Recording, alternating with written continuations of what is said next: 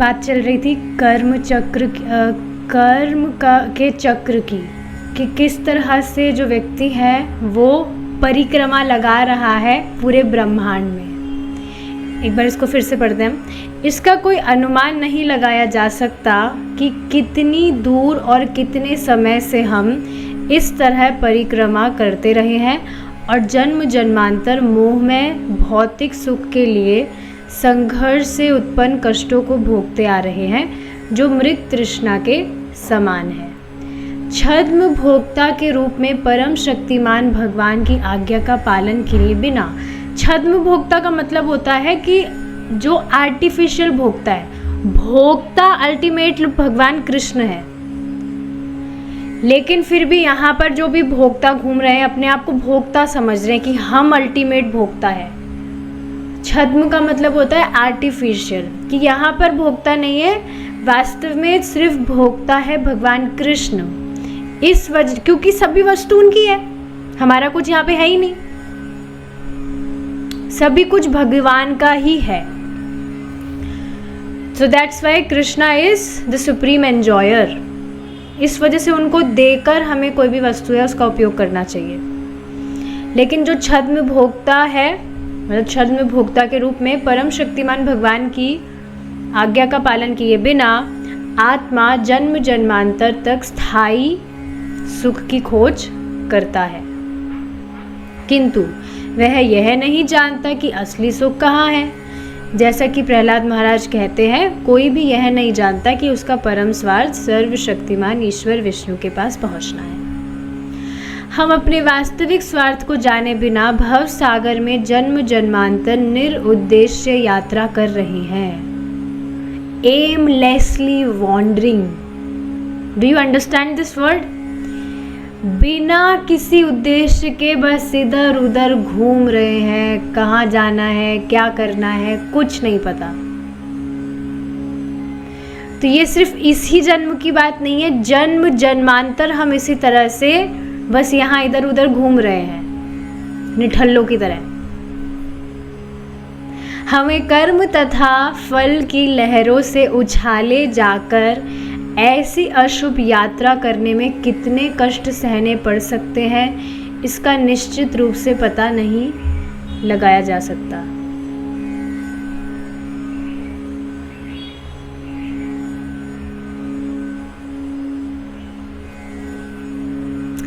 हमें यह जानना होगा कि हमारी इस यात्रा का लक्ष्य परम सत्य सर्वव्यापक भगवान विष्णु के पास पहुंचना है।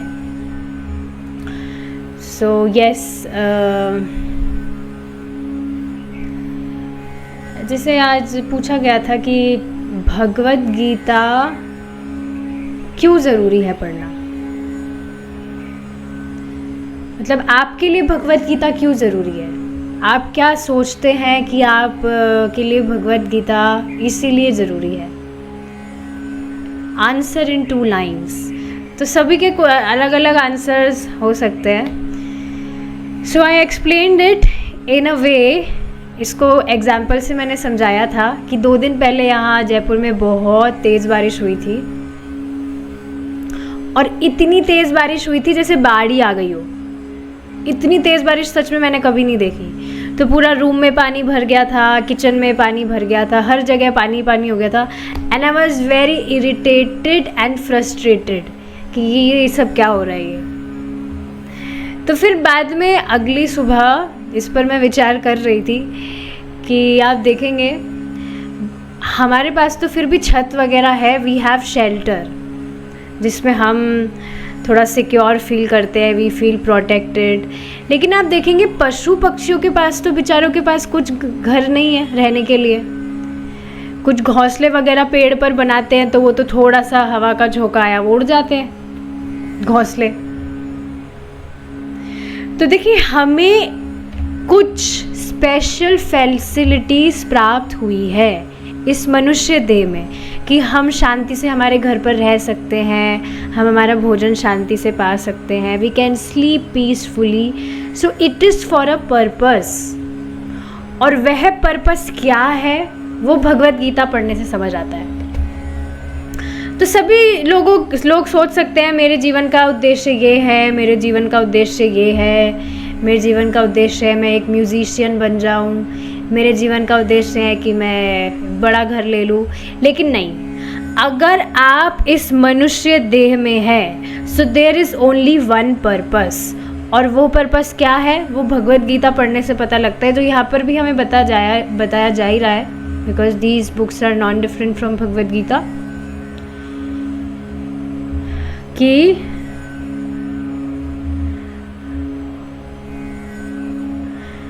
यदि हम कर्म रूपी बंधन के चक्र के बंधन से मुक्त होना चाहते हैं तो हमें हर कार्य विष्णु और केवल विष्णु के संतोष के लिए ही करना चाहिए।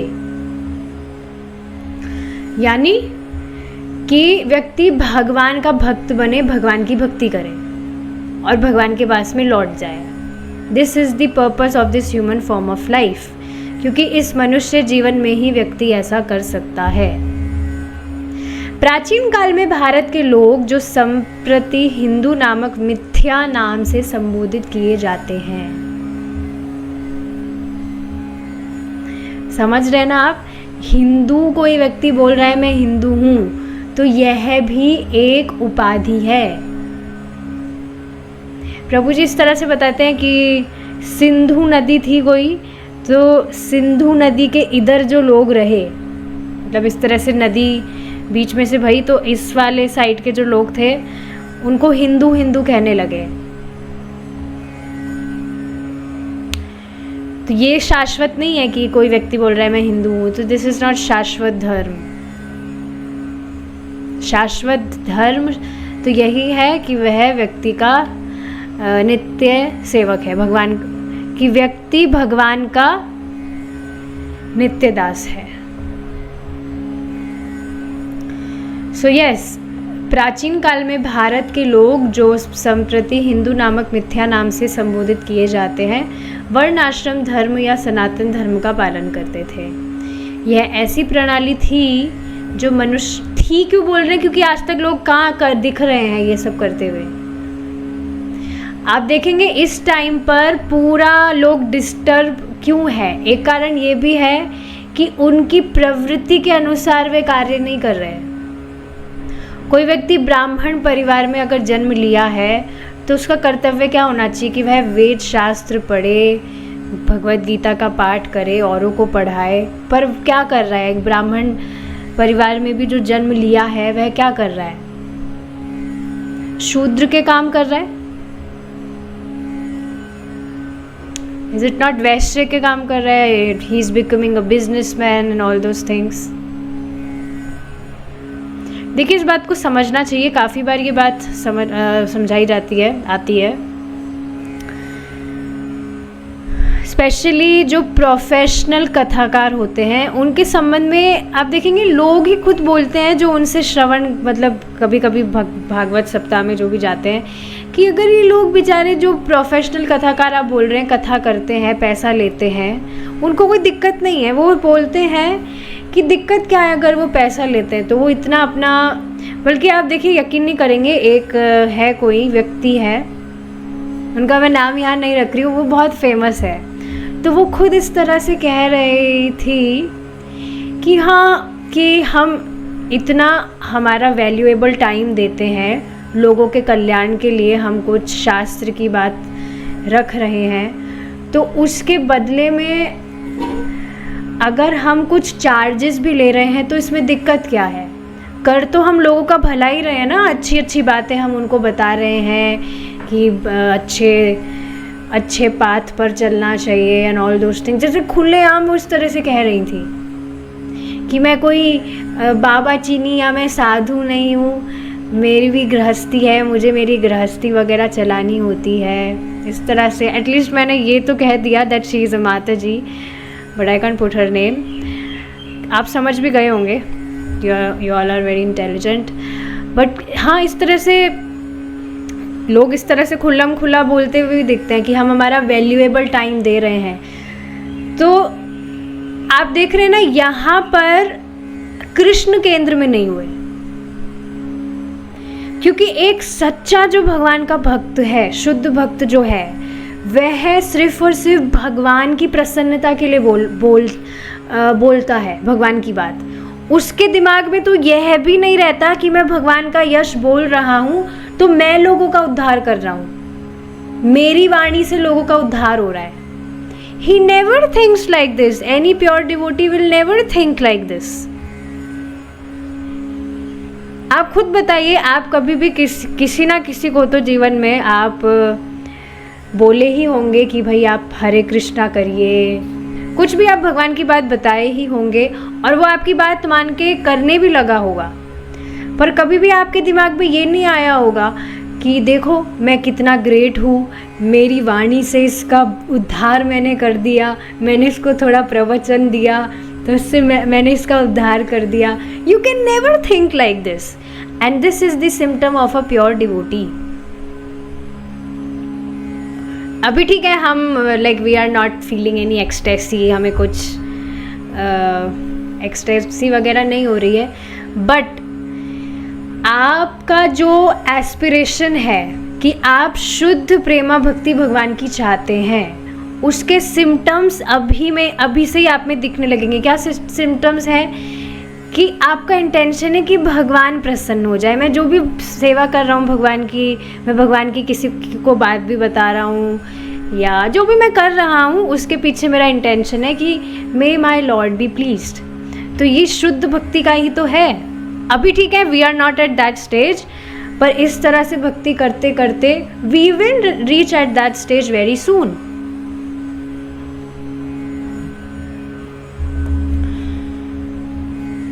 तो हाँ, ये बात कहाँ से आई थी कि लोग इस तरह से बोलते हैं कि क्या दिक्कत है अगर लोग भगवान की बात कह रहे हैं और कुछ पैसा भी चार्ज कर रहे हैं तो क्या दिक्कत है। फिर वो बेचारे कमाएंगे क्या, वो खाएंगे क्या, उनको कुछ मतलब चाहिए भी तो देखिए, अगर कोई व्यक्ति सच में भगवान का प्रचार कर रहा है और वो जॉब भी नहीं कर पा रहा है इस वजह से, बस वो भगवान के प्रचार में लगा है और वो जॉब भी नहीं कर पा रहा है, तो भगवान स्वयं उसके, यहाँ पर एक वर्ड आया था, जीव को उपार्जन के लिए बहुत अच्छे से व्यवस्था करके चलते हैं।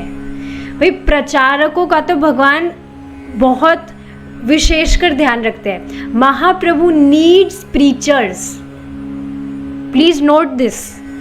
महाप्रभु को स्वयं प्रचारक चाहिए कि जो व्यक्ति है वो इस तरह से प्रचार करे।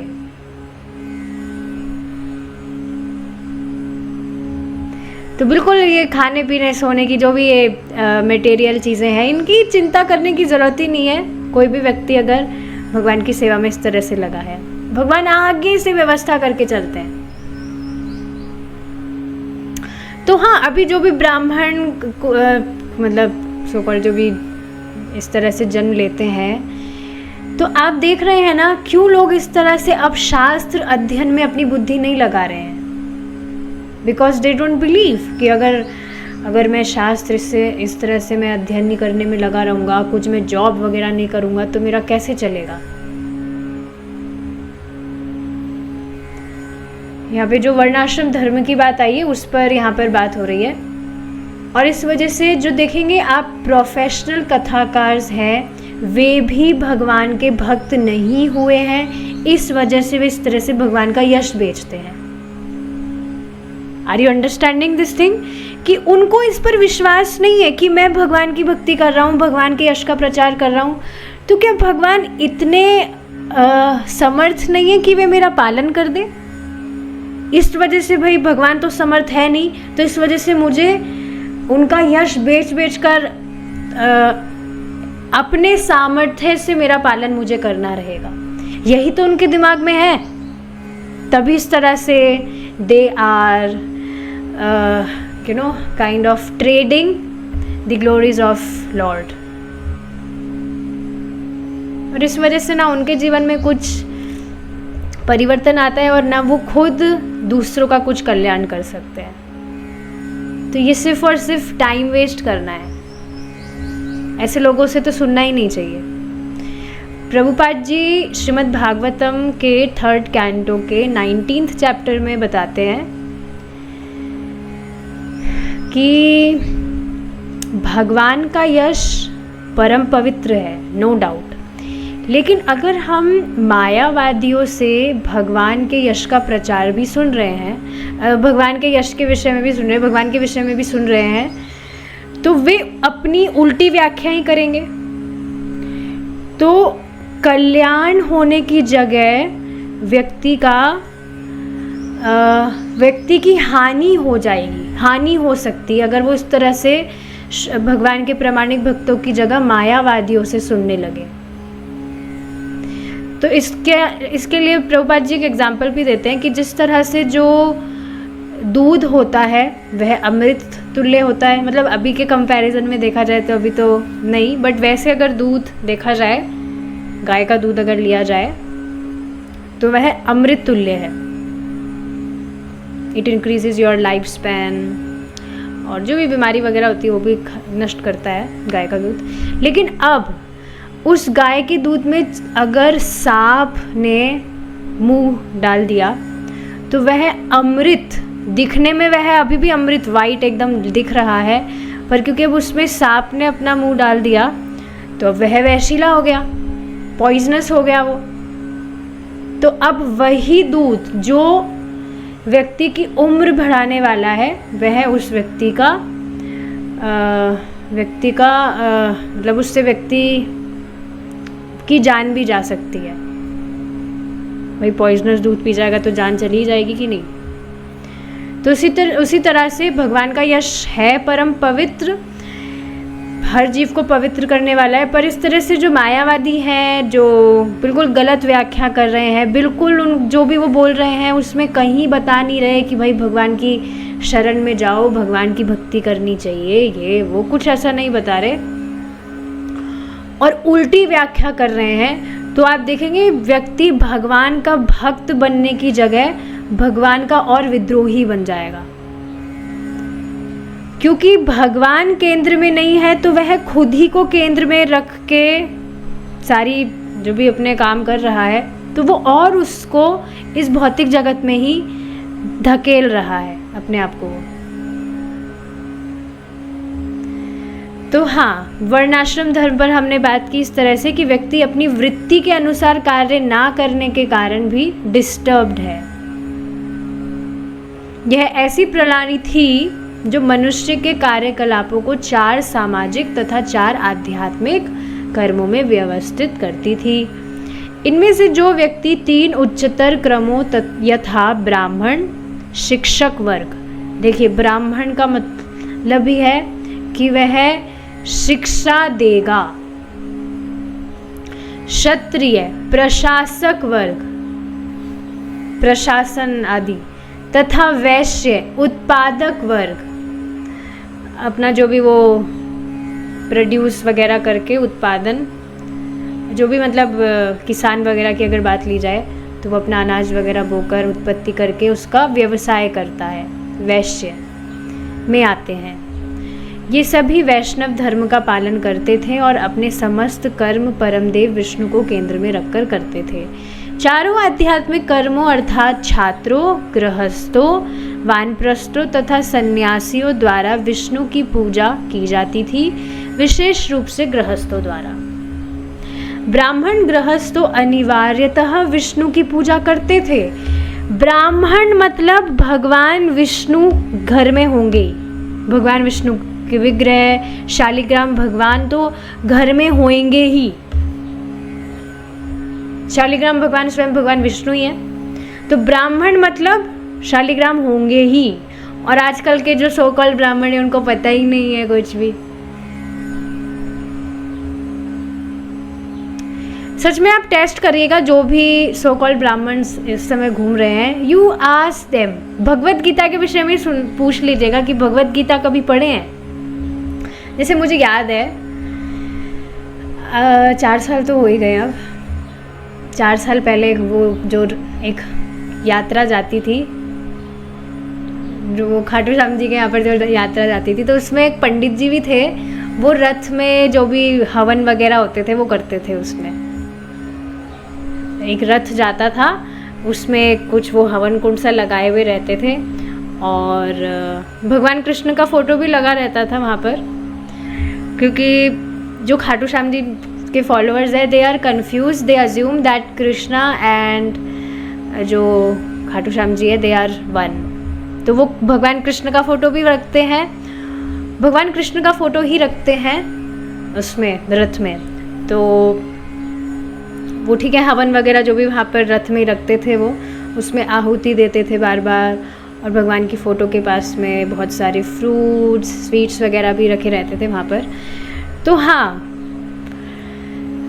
2-3 साल से मैं भी जा रही थी उसमें। इट वॉज़ अबाउट 16 किलोमीटर्स पैदल उसमें चलना होता था 5 दिन तक, और मैं रथ के साथ ही रहती थी, क्योंकि इन दिनों आप देखेंगे, मतलब ये सात्विक वर्कशॉप जो मैंने अटेंड की थी ना, तो मेरा थोड़ा सत्वगुण बढ़ रहा था, and I was attracted to Krishna, and I was also assuming that Krishna and that demi god is one. क्यों, पता ही नहीं था कुछ, कभी शास्त्र सुना ही नहीं था। तो हाँ, भगवान कृष्ण की तरफ थोड़ा मेरा अट्रैक्शन बढ़ रहा था, और गीता भी मैंने थोड़ा अपने आप से पढ़ना शुरू किया था। तो मुझे अभी तक याद है, वो जो पंडित जी थे जो रथ के साथ चलते थे, उनसे मैंने पूछा था कि आप गीता पढ़े हैं? तो वो मना कर रहे थे, नहीं मैंने तो गीता नहीं पढ़ी। वो खुद की कुछ विद्या के विषय में बता रहे थे कि ऐसे मैं कुछ पढ़ाई कर रहा हूँ, मुझे याद नहीं है क्या पढ़ाई वो कर रहे थे। कुछ वो यज्ञ कैसे करते हैं, कौन से कर्म कांड में कौन सा यज्ञ करना चाहिए, उसके विषय में उन्होंने कुछ डिटेल में भी मुझे बताया था कि इन देवता की जो विग्रह है उसको इन्वोक करना है, तो इस तरह से ये विधि है, वो विधि है, इस तरह से उन्होंने मुझे डिटेल में बताया था काफ़ी कुछ।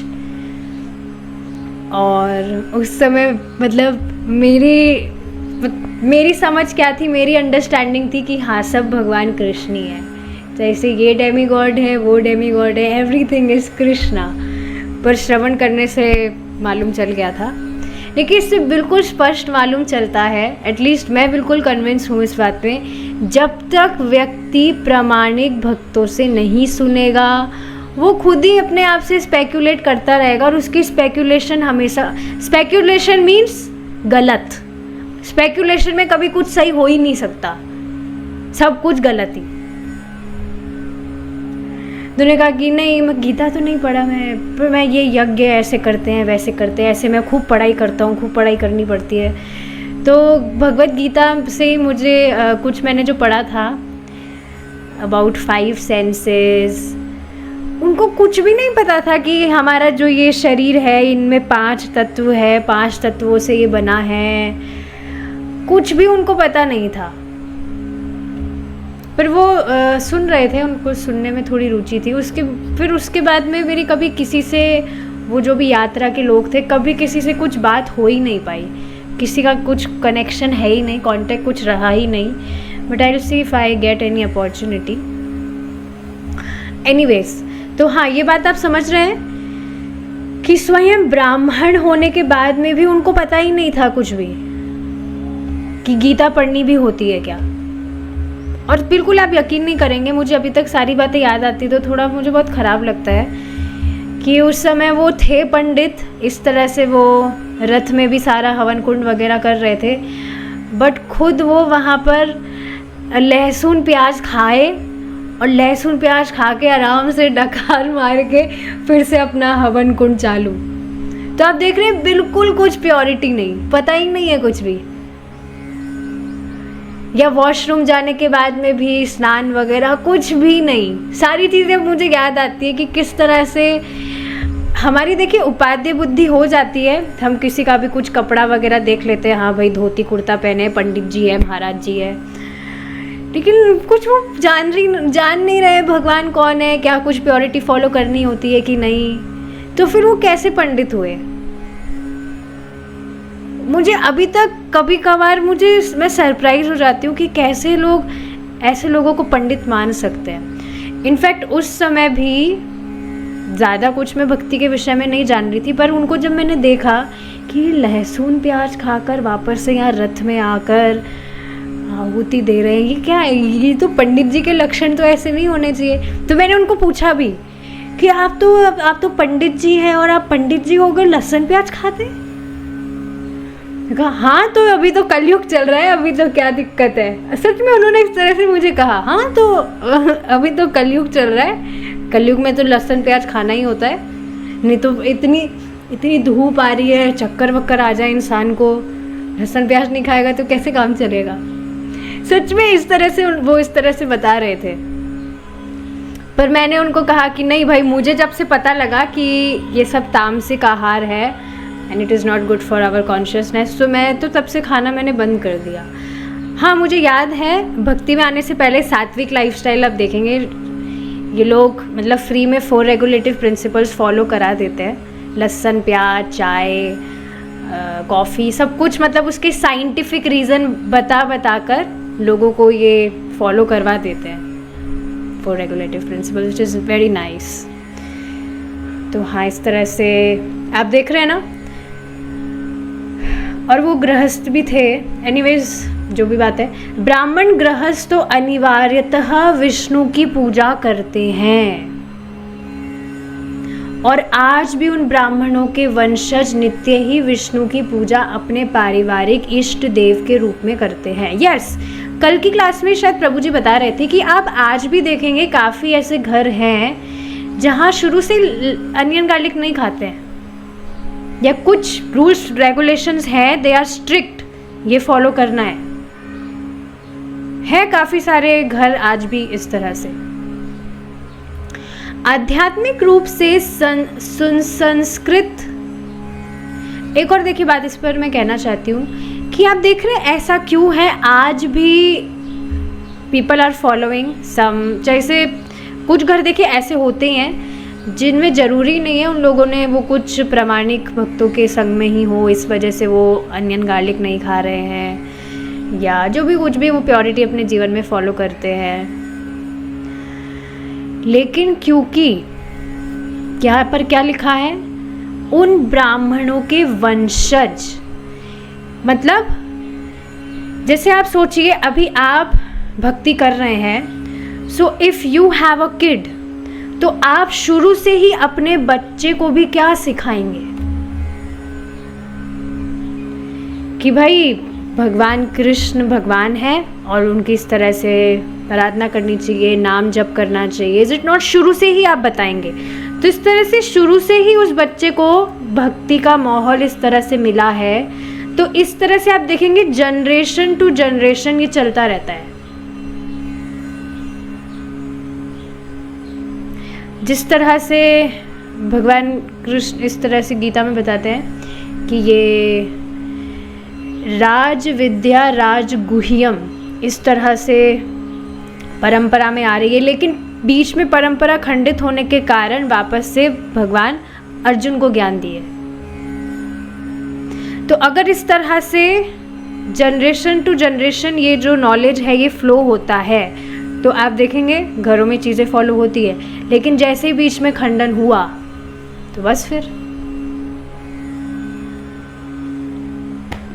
जैसे प्रभु जी बता रहे थे कि उनकी माता जी बता रही थी कि उनके बहुत पता नहीं उनके शायद पिताजी थे कि दादाजी थे, उनके भी घर में शाम को इस तरह से माहौल रहता था कि सब साथ में आकर भगवान कृष्ण का कीर्तन करते थे।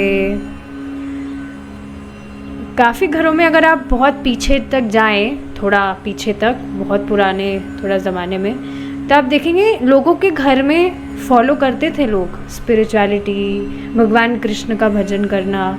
लेकिन इस तरह से खंडन होने के कारण बीच में जो परंपरा है, लोग इस तरह से अब दे आर वॉन्डरिंग, जैसे अभी हमने यहाँ पढ़ा था, निरुद्देश्य यात्रा कर रहे हैं, कुछ पता नहीं है क्या करना चाहिए क्या नहीं करना चाहिए। आध्यात्मिक रूप से संस्कृत ये लोग विष्णु के लिए प्रत्येक कार्य करते थे।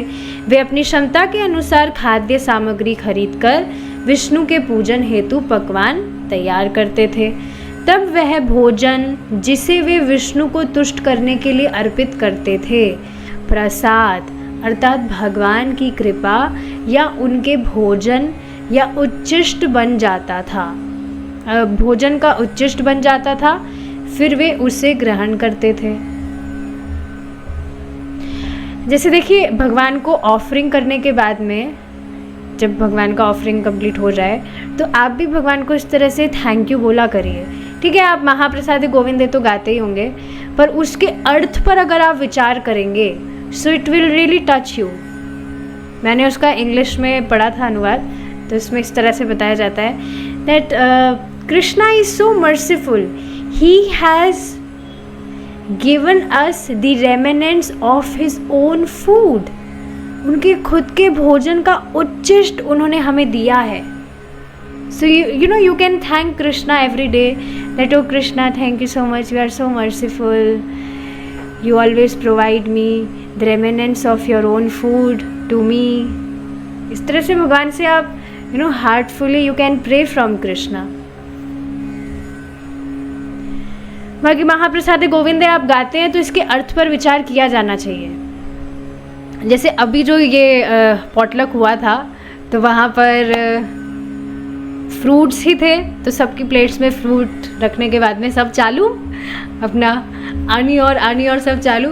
लेकिन फिर मैं बैठी थी तो मैं महाप्रसाद गोविंदे गा रही थी थोड़ा, I mean in my mind, या थोड़ा बोलकर मैं गा रही थी। तो एक वहाँ पर माता जी थी, उन्होंने पूछ ही लिया कि आप क्या प्रे करते हैं, जो भी आप भोजन पाते हैं उससे पहले आप क्या प्रे करते हैं। तो महाप्रसाद गोविंदे, जो कुछ और भक्त भी थे मेरे साथ में, तो वो महाप्रसाद गोविंदे गाने लग गए।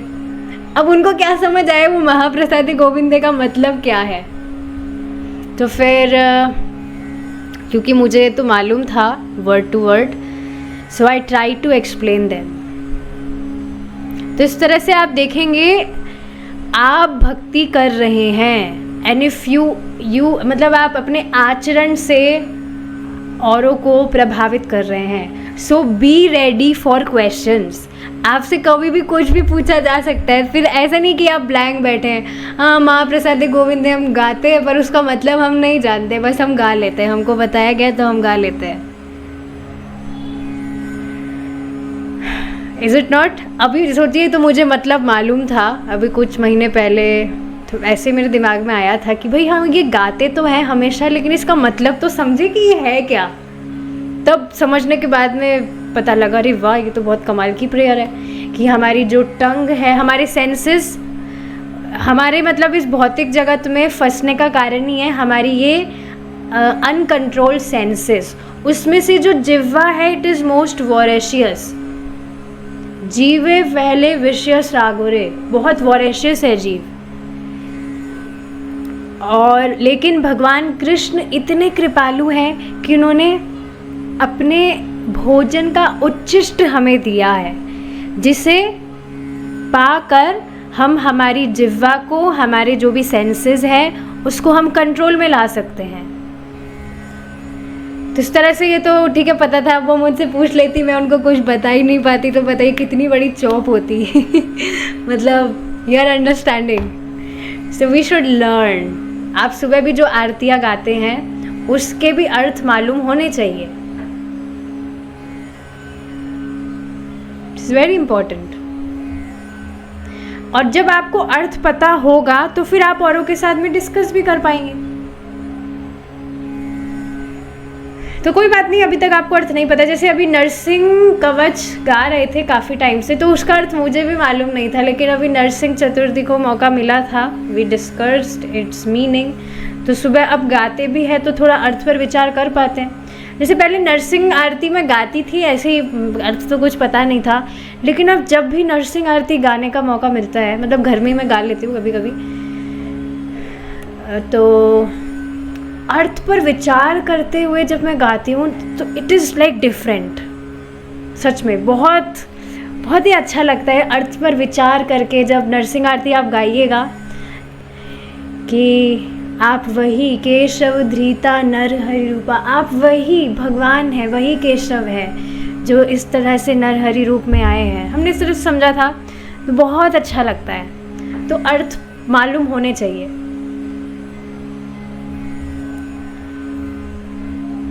ठीक है,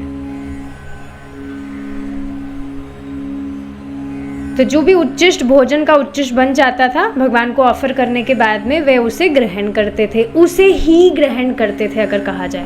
उन दिनों जो कुछ संभव था और आज भी यत्र तत्र किया जा सकता है, उसे देश, काल तथा पात्र के अनुसार अल्प समंजन द्वारा जीवन के हर क्षेत्र में पुनः स्थापित किया जा सकता है।